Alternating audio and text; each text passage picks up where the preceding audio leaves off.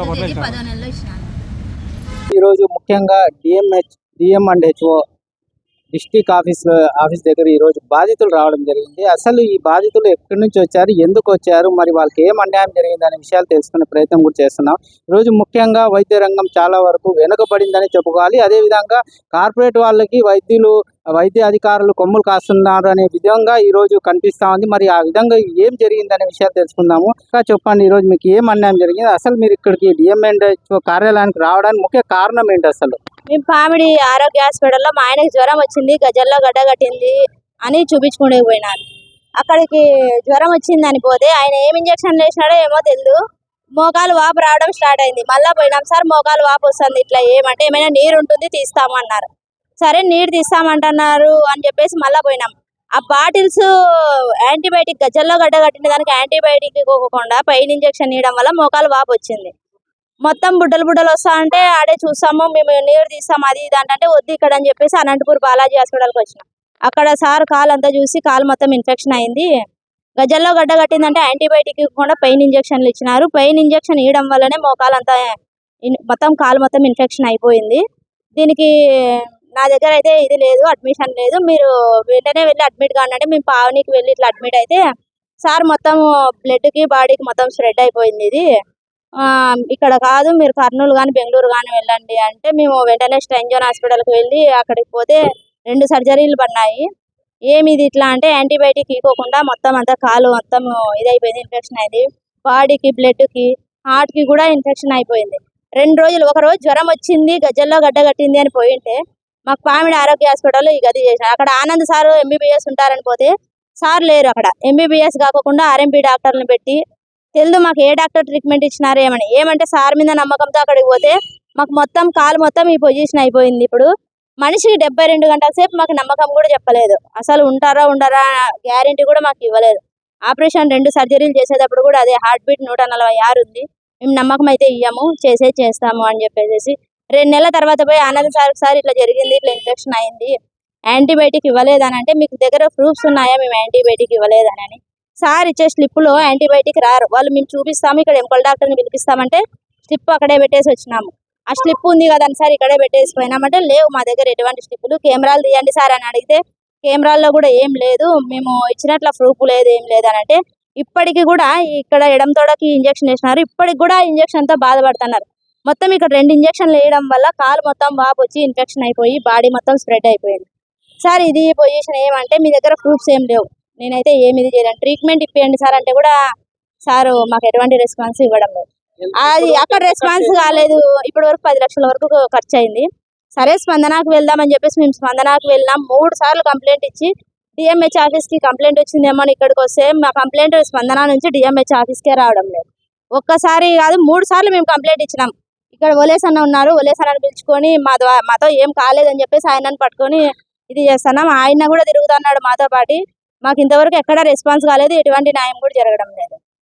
చూశారు కదండి, ఇది పరిస్థితి. ముఖ్యంగా వచ్చేసి ఇప్పుడు వీళ్ళు పేరుకే హాస్పిటల్స్ పెట్టుకుంటున్నారు, దానికి దాదాపుగా 3 హాస్పిటల్ రన్ చేస్తూ ఉన్నారంట. మరి 3 హాస్పిటల్ రన్ చేస్తున్నప్పటికీ కూడా వాళ్ళు అక్కడెక్కడ కూడా ఎంబీబీఎస్ డాక్టర్లు పెట్టుకోకుండా ఆర్ఎంపీ డాక్టర్లు పెట్టేసి వాళ్ళ ఆర్ఎంపీలు ఎంతవరకు చేస్తారనేది మీకు తెలుసు, వాళ్ళు ఎంతవరకు చేయాల ట్రీట్మెంట్ అనేది కూడా ప్రజలకు అందరికీ తెలుసు. కానీ వాళ్ళకి తెలియదు, అంటే వీళ్ళు ఎంబీబీఎస్ డాక్టర్లే అన్నట్లు వాళ్ళు కూడా అనుకున్నారు. కానీ ఇలా వైద్యం పేరుతో మోసం చేసి ఈరోజు వాళ్ళ పరిస్థితి దాదాపుగా ఇంటి పోషణతో పాటు వాళ్ళు అప్పులు పాలయ్యి సంసారం వీధిలో పడేదట్లా ఈరోజు వాళ్ళు ప్రవర్తించడం జరిగింది. మరి ఇటువంటి హాస్పిటల్ పైన ఖచ్చితమైన చర్యలు తీసుకోవాలని చెప్పేసి వాళ్ళు కూడా అడుగుతున్నారు. అదేవిధంగా వాళ్ళకి జరిగిన నష్టపరిహారాన్ని కూడా కనీసం వాళ్ళు వైద్య ఖర్చులైనా వాళ్ళు భరించి ఇవ్వాలని చెప్పేసి ఆవేదన కూడా వ్యక్తం చేస్తున్న పరిస్థితి. దీనిపైన మరి డిఎంహెచ్ఓ గారికి ఎన్నిసార్లు కంప్లైంట్ ఇచ్చినా కూడా అది వాళ్ళకి స్పందనలు ఇస్తున్నారు కూడా, దాని కూడా రెస్పాన్స్ కావడం లేదని కూడా తెలియజేస్తున్నారు. ఆ రెస్పాన్స్ కాకపోవడంతో కొంతమంది నాయకులను కూడా వాళ్ళు విధంగా పోరాటం చేస్తున్నారు. వారితో కూడా 2 విషయాలు తెలుసుకునే ప్రయత్నం చేస్తాం. అన్న, ముఖ్యంగా వీళ్ళకి మీరు ఈరోజు మద్దతుగా వచ్చినారు, మరి ఏమి ఇది పరిస్థితి? ఈ ఒక 5-6 నెలల తర్వాత వెలుగులోకి వచ్చిన తర్వాత పామిడి ఎంఆర్పిఎస్ నాయకులైనటువంటి ఓబ్లేష్ గారు మమ్మల్ని పిలవడం జరిగింది. అక్కడ మేము పామిడి మండలానికి ఆరోగ్య హాస్పిటల్ నందుకు పోయి అక్కడ ఉన్న ఆనంద్ కుమార్ గారితో మేము సానుకూలంగానే మాట్లాడడం కూడా జరిగింది. ఆ నిరుపేద కుటుంబం బీసీ కుటుంబం, బీసీలో నిరుపేదలైనటువంటి బోయల కుటుంబం. ఆ బోయ కుటుంబంలో నుంచి వచ్చిన శివ ఆటో నడుపుకుంటూ జీవనోపాధి చేస్తున్నాడు. నీ వల్ల కేవలం ఒక 6 నెలలు 7 నెలల నుంచి మంచానికి పరిమితమైనారు. మీరు నిజమైన తప్పులు మీరే చేశారు. ఎందుకంటే మీ హాస్పిటల్లో సీసీ కెమెరాలు ఉండాలి, అవి కూడా లేవు అంటున్నారు. ఇది ఒక ఫస్ట్ తప్పు. రెండోది వచ్చేసి మీరు రాసిన ఇంజెక్షన్ మీ రికార్డులో కూడా ఉండాలి. ఒకవేళ వాళ్ళు నమ్మకంతో వైద్యం చేసుకున్నారు, నిరంతరం మీ హాస్పిటల్కి వస్తున్నారు కాబట్టి ఒకవేళ వాళ్ళు స్లిప్ పెట్టుకుని ఉండకపోవచ్చు. కానీ మీ హాస్పిటల్లో రికార్డ్ అయినాలి. ఏ పేషెంట్ వచ్చినారు, ఏ పేషెంట్కి ఏ ట్రీట్మెంట్ చేసినాము, ఆ ట్రీట్మెంట్ తగ్గట్టుగా మనం ఎంత డబ్బులు వసూలు చేసినాము అనేది మీకే తెలిసిండదు.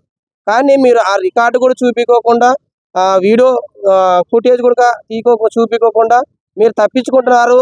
మీరు ఇంకా రాజకీయ నాయకుల్ని కలుస్తూ, అక్కడ ఉన్న లోకల్ లీడర్లని కలుస్తూ, తర్వాత అక్కడున్న స్థానిక సిఐ గారితో కేసు కట్టించుకోకుండా సిఐ గారిని ఒకవైపు, తర్వాత డిహెచ్ఓ గారిని ఒకవైపు మెయింటైన్ చేస్తున్నావు అంటే నీకు ఈ 3 హాస్పిటల్లో ఎంత ఆదాయం వస్తుందని కూడా మేము ప్రజలు గుర్తిస్తారు. అది మాకు కూడా అర్థమవుతుంది. మరి మా ముఖ్యమైన డిమాండ్ ఏమిటంటే, ఒకటి శివాకి 6 నెలలు 7 నెలల నుంచి మంచానికి పరిమితమైన కాకుండా ఆయన వైద్య ఖర్చులకి 10 లక్షల రూపాయలు ఖర్చు అయ్యాయి. తర్వాత 10 లక్షల రూపాయలు కట్టిస్తూ, తర్వాత ఆయనకి కుటుంబం జీవనోపాధి జరగడానికి నిత్యావసర సరుకులు మొత్తం కావాల్సిన ఎన్ని నెలలు బ్లడ్ టెస్ట్ ఉంటుందో అన్ని రోజులు ఆయనే భరాయించాలి. తర్వాత ఈ వైద్యం రాని వైద్యులతో వైద్యం చేపించినాం కాబట్టి తను ఆనంద్ కుమార్ ఏ హాస్పిటల్ నడుపుతున్నారో ఆ హాస్పిటల్ అన్నింటినీ రద్దుపరచాలి, లైసెన్స్ రద్దుపరిచి ఆయన పైన కఠినమైన చర్యలు, చట్టరీత్యా సమగ్ర విచారణ జరిపి చట్టరీత్యా చర్యలు తీసుకొని ఆయన్ని జైలు పంపించేందుకు కోరుతున్నాం. అలాగే మనతో పాటు మాట్లాడడానికి ఎంఆర్పిఎస్ నాయకులు ఓబులేష్ గారు కూడా మనతో పాటు ఉన్నారు. వారు ఈ సమస్యని పోరాటం చేస్తున్నారు. వారితో 2 విషయాలు తెలుసుకుందాం. చెప్పండి అన్న, ఇది ముఖ్యంగా ఏ సమస్య? ఇది చాలా వరకు పోతా ఉంటుంది. దీనిపైన అధికారులు ఎందుకు స్పందించడం లేదంటారు? వీళ్ళు నా దగ్గరికి శివ అనే పిల్లోడు, తన భార్య ఉద్దరు నా దగ్గరికి వచ్చి వాళ్ళు ఏమని చెప్పారంటే, ఆనంద్ డాక్టర్ అనే డాక్టరు అంటే మేము ఆరోగ్యశ్రీ హాస్పిటల్కి పోయి చూపించుకునేకి పోయినామన్నా, కాకపోతే ఆయన ఆర్ఎంబి డాక్టర్లు పెట్టి వైద్యం నేర్పిస్తున్నాడు అని చెప్పి మా దగ్గరికి వచ్చి చెప్పడం జరిగింది. మేము దాని మీదనే ఆనంద్ డాక్టర్ దగ్గరికి మేము పోయి, ఏం సార్ మీ ద్వారానే జరిగిందంట ఇది సమస్య, ఎట్లా ఏం సార్ మీ ద్వారానే జరిగింది, కాకపోతే మీరు చూడలేదు, మీ పరిధిలో మీ క్లినిక్లోనే ఒక ఆర్ఎంబి డాక్టర్ చూశాడంట అని చెప్పి అతని దగ్గర పోయి మాట్లాడితేనే ఆయన మా మీద కూడా దుర్భాషలు కూడా మాట్లాడినాడు. దుర్భాషలు మాట్లాడి మీతో ఏమవుతుంది అని చెప్పి చాలా నిర్లక్ష్యమైన వాయిస్ కూడా మాట్లాడినాడు. అయినా కానీ వాళ్ళ కోసం అంటూ మేము పాటుపడి ఆ పిల్లవానికి మాత్రము ఆటో ద్వారా జీవనాధారం చేసుకునే పిల్లోనికి న్యాయం జరగాలని చెప్పి స్పందనకి రావడం జరిగింది. కాకపోతే 3 సార్లు వచ్చినాం. ఫస్ట్ ఒకసారి డిఎంహెచ్ఓ మేడంకి రాజీ మేడం పంపించింది. మళ్ళా మరుసటి కూడా పోయి వీళ్ళకి ఏం న్యాయం జరగలేదని చెప్పి మళ్ళా సారి కూడా పోయినాము. మళ్ళా మేడం కూడా డిఎంహెచ్ఓ మేడము లీవ్లో ఉంది, తిరుపతికి పోయిందని చెప్పి విధానంగా వీటికి వచ్చిన కంప్లైంట్ కూడా వీరుండే అధికారులు కూడా లోపల మభ్య పెడుతున్నారు. ఎందుకంటే ఆనంద్కి వీళ్ళకి అనుబంధాలు ఎక్కువ ఉన్నాయి. అదే విధానంగా వాళ్ళకి ఎటువంటి పరిస్థితుల్లో న్యాయం జరిగేంత వరకు మేము యాటి వరకైనా పోరాడతాము. జై భీమ్, జై భారత్. ఇది అండి పరిస్థితి. ముఖ్యంగా పామిడిలో ఉన్న హాస్పిటల్లో ఇటువంటి పరిస్థితి చోటు చేసుకుంది. మరి ప్రజల ప్రాణాలతో ఆటలాడుకుంటున్న ఇలాంటి కార్పొరేట్ హాస్పిటల్ ఖచ్చితంగా వాళ్ళు సీజ్ చేయాలని చెప్పేసి కూడా డిమాండ్ చేస్తున్న పరిస్థితి. మరి చూస్తూనే ఉండండి D3 న్యూస్ అనంతపురం.